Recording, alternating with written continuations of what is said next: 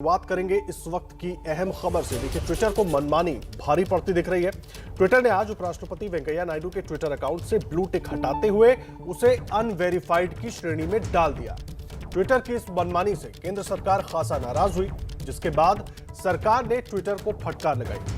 फटकार के बाद ट्विटर ने एक बार फिर उपराष्ट्रपति के ट्विटर अकाउंट पर ब्लू टिक बहाल कर दिया है। ट्विटर ने सफाई दी कि 6 महीने से उपराष्ट्रपति का ट्विटर हैंडल एक्टिव नहीं था, जिस वजह से ब्लू टिक हटाया गया। ये ट्विटर की तरफ से दलील दी गई, लेकिन सरकार ने इन तर्कों को नहीं माना और सरकार की तरफ से, केंद्र सरकार की तरफ से खासा नाराजगी जताई गई और उसके बाद ट्विटर को ये सेवा बहाल करनी पड़ी। ट्विटर की तरफ से क्या सफाई दी गई वो भी हम आपको दिखा देते हैं। ट्विटर ने सरकार को जानकारी दी कि 6 महीने से अकाउंट एक्टिव नहीं था। उपराष्ट्रपति वेंकैया नायडू का जो अकाउंट है, 6 महीने से उसमें लॉगिन नहीं हुआ था, वो एक्टिव नहीं था, एक बार भी लॉगिन नहीं हुआ था और इसीलिए नियमों का हवाला देते हुए उस पर से ब्लू टिक यानी कि वेरीफाइड बैच को हटा दिया गया था। लेकिन सरकार का जब कड़ा रुख ट्विटर ने देखा तो उसके बाद अपनी गलती मानी और ट्विटर ने ब्लू टिक वापस बहाल कर दिया है। नीरज पांडे हमारे सहयोगी जुड़ गए हमारे साथ। नीरज, सबसे पहले ये बताइए, सरकार की तरफ से क्या कुछ कहा गया ट्विटर को? हालांकि उपराष्ट्रपति के अकाउंट पर ब्लू टिक वापस आ गया है, वेरीफाइड हो गया है अकाउंट, लेकिन एक तो हटा क्यों, और दूसरी बात, सरकार की तरफ से ये क्या रुख अपनाया गया पूरा इस पर? देखिए आदर्श, सबसे पहले तो जो ट्विटर की तरफ से जानकारी आ रही है, ट्विटर की तरफ से दलील दी गई थी कि ये 6 माह का हमारा नियम है, ऑटोमेटिकली ये सिस्टम में अगर 6 माह कोई किसी हैंडल पे कोई ट्वीट नहीं किया जाता या एक्टिविटी नहीं होती तो ऑटोमेटिकली वो ब्लू टिक हट जाता है। ये ट्विटर की तरफ से दलील दी गई, लेकिन सरकार की तरफ से इस पर कड़ी नाराजगी व्यक्त की गई कि देखिए, जो पद पे बैठे लोग हैं, चाहे वो उपराष्ट्रपति हो, चाहे राष्ट्रपति हो या दूसरे जो प्रधानमंत्री, राज्यपाल, ये सब ऐसे लोग हैं जिनके बारे में दुनिया जानती है। यदि इनके नाम पर कोई दूसरा फेक अकाउंट बन गया और उससे कोई चीज़ें स्प्रेड हो गई तो उसका खामियाजा कौन भुगते? तो ऐसे में ट्विटर को इस बात का ध्यान में रखना चाहिए कि जो लोग संवैधानिक पदों पर हैं उनके नाम के साथ तो इस तरह की गलतियां नहीं होनी चाहिए। सरकार ने अपना कड़ा रुख अख्तियार किया है कि ये नियम नॉर्मल लोगों के साथ हो सकता है, आप कर सकते हैं, आपका सिस्टम हो सकता है, लेकिन संवैधानिक पद पर बैठे लोगों के साथ अगर आपका ऐसा रवैया रहेगा तो ये जो है क्षम्य नहीं है और इसको माना नहीं जाएगा, इसको गंभीरता से लिया। तो सरकार ने इस पूरे मसले को गंभीरता से लिया। यही कारण है कि महज कुछ घंटों में ही ट्विटर ने तुरंत उनका जो हैंडल है वो बहाल कर दिया है। वेंकैया नायडू जी के जो पर्सनल हैंडल से तुरंत अभी ब्लू टिक लग गया है। तो खैर ये एक गलती नहीं, लेकिन अभी भी संघ के कई ऐसे पदाधिकारी हैं, नेता हैं, उनके नाम के आगे जो ब्लू टिक लगा हुआ था वो हटाया गया है, अभी तक वो वापस नहीं हुआ। अब देखना ये होगा कि वो कब तक वापस किया जाता है। खैर उनके भी हैंडल में हमने देखा तो अभी पिछले काफ़ी दिनों से कोई एक्टिविटी नहीं थी, यानी कि कोई ट्वीट वगैरह किया नहीं गया था। तो ये एक सिस्टम का हो सकता है कि जो ट्विटर की जो गाइडलाइंस है उसके अनुसार ये किया गया, लेकिन वो भी ऐसे लोग हैं जो कि बहुत ही महत्वपूर्ण लोग हैं। यदि उनके नाम के किसी फेक आईडी से अगर कुछ चीज़ें निकलती हैं तो वो उसके लिए कौन जिम्मेदार होगा? उसके लिए ट्विटर या कौन, कैसी उनकी गाइडलाइन है, वो उसको भी सार्वजनिक करना चाहिए। जी आदर्श। जी, आप रहे नीरज हमारे साथ। एक बार अपने दर्शकों को सुना देते हैं बीजेपी नेता तरुण चुग इस मनमानी पर क्या कुछ कहा है उन्होंने, पहले वो सुनवा देते हैं, फिर चलेंगे नीरज के पास। भारतीय जनता पार्टी या राष्ट्रीय स्वयंसेवक संघ इस देश में दशकों से काम कर रहा है। 1925 से लगातार लगभग 100 वर्ष हो गए राष्ट्रीय स्वयंसेवक संघ को काम करते हुए, और भारतीय जनता पार्टी और भारतीय जनसंघ आज़ादी से लेकर आज तक देश के अंदर आदर्शवाद की राजनीति के लिए खड़ा है। और हमें किसी की ब्लू टिक होने से, ना होने से भारतीय जनता पार्टी के, संघ के, राष्ट्रवादी विचार के प्रवाह को कोई नहीं रोक सकता। और विकास भदौरिया भी हमारे साथ, हमारे सहयोगी जुड़ गए हैं। विकास, अभी हम तरुण चुग को सुन रहे थे, वो पूरी बात कह रहे थे, लेकिन सरकार की तरफ से जो प्रतिक्रिया दी गई, जो संवैधानिक अनादर की बात की गई, क्या उसके बाद ट्विटर ने अपने कदम पीछे हटाए? मैं इसलिए समझना चाह रहा हूं क्योंकि पिछले 10 मार्च को भी उपराष्ट्रपति का ट्विटर अकाउंट उस वक्त भी अनवेरिफाइड कर दिया गया था। विकास, आप तक मेरी आवाज पहुंच रही है? जी देखिए, आज जब ब्लू टिक हटाया गया उसके बाद उपराष्ट्रपति के दफ्तर और ट्विटर के बीच संवाद कायम हुआ।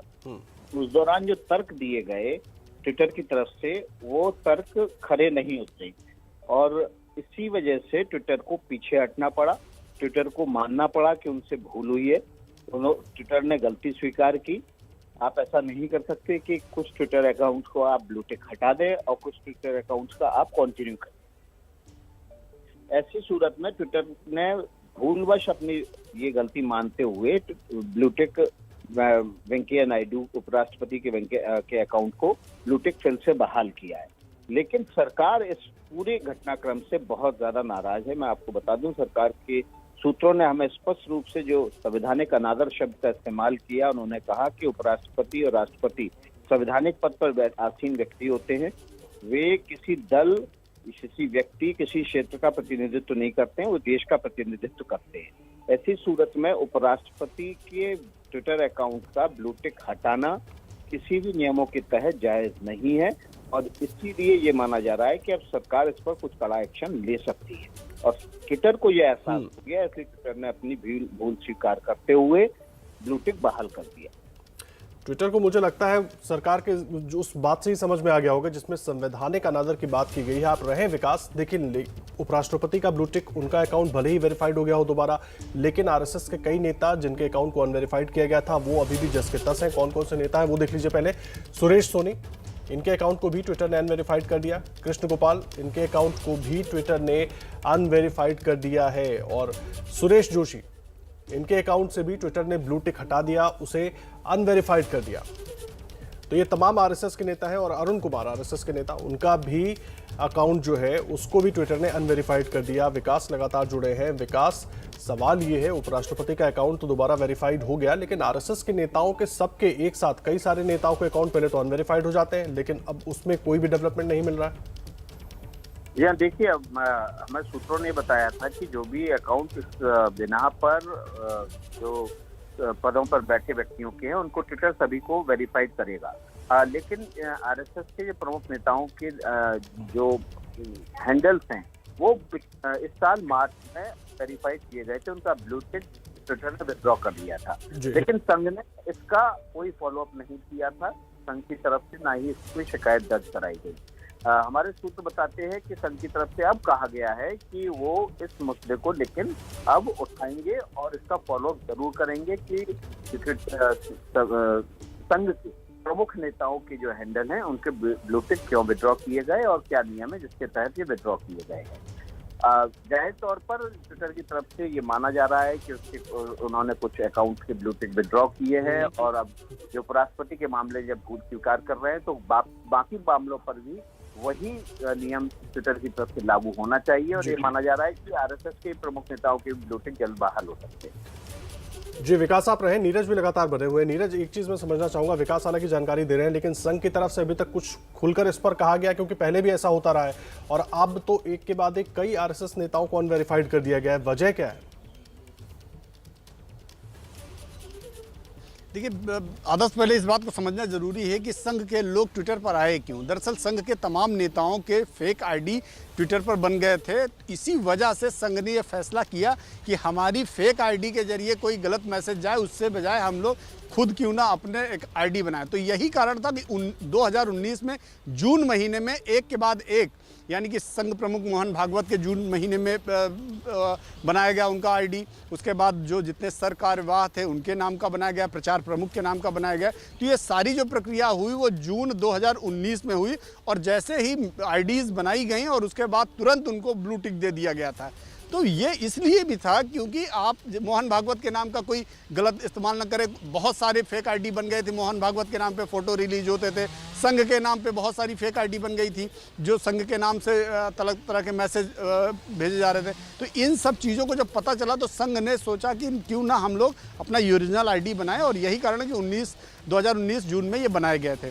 अब ये बात सही है कि उसके बाद से कुछ हैंडल ऐसे हैं जिनमें बहुत ज़्यादा एक्टिविटी नहीं हो, क्योंकि संघ में सबको अपने विचार रखने की इजाज़त नहीं होती है। संघ में प्रचार विभाग है, प्रचार विभाग ही बातें रखता है या संघ का अपना जो हैंडल है RSS.org, तो उससे चीज़ें भेजी जाती हैं, मैसेज भेजे जाते हैं।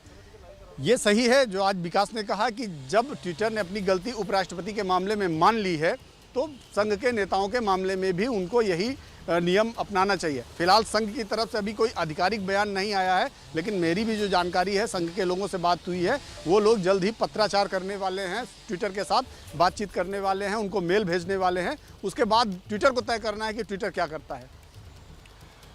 जी, आप रहे नहीं रहे हमारे साथ। देखिए, इस बीच अपने दर्शकों को बड़ी खबर बता दें कि आरएसएस की तरफ से अब इस पर क्या कुछ प्रतिक्रिया दी गई है, वो अपने दर्शकों को बता देते हैं। देखिए, आरएसएस के कई नेताओं के अकाउंट को अनवेरिफाइड कर दिया था ट्विटर ने, जिसके बाद अब आरएसएस की तरफ से सुनील अंबेकर ने जवाब दिया है। उन्होंने कहा है कि ट्विटर के एक्शन पर फॉलो अप लेंगे और पूरी जानकारी लेंगे। आरएसएस प्रचार प्रमुख सुनील अंबेकर का यह बयान आया है कि ट्विटर के एक्शन पर फॉलो अप लेंगे कि आखिर एक के बाद एक कई नेताओं के अकाउंट को अनवेरिफाइड क्यों कर दिया गया। विकास भदौरिया हमारे साथ जुड़े हैं। विकास, सुनील अंबेकर ने अब बयान दिया है कि फॉलो अप लेंगे, पूरी बात क्या कुछ कही है? जी हाँ, देखिए बिल्कुल, मैंने आपको बताया था कि बाकायदा संघ की तरफ से बात कही गई है कि मार्च में उनके जो ट्विटर हैंडल्स हैं उनके ब्लू टिक विड्रॉ किए गए थे। अब वे वापस इस मसले को फॉलो अप करेंगे, बाकायदा इसकी ट्विटर से जानकारी मांगे कि क्यों उनके ब्लू टिक विड्रॉ किए गए हैं, क्या वजह है, और अगर उपराष्ट्रपति का ब्लू टिक विड्रॉ करने के बाद फिर से उनको जारी किया जा सकता है तो फिर संघ के नेताओं के क्यों नहीं जारी किए जा सकते।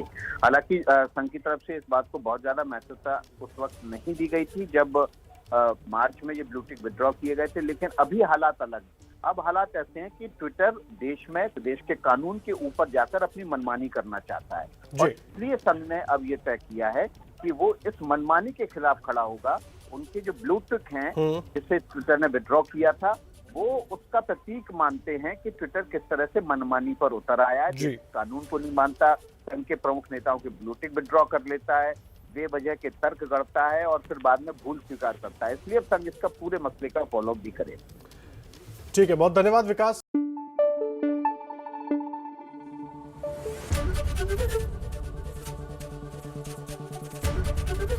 एबीपी न्यूज आपको रखे आगे।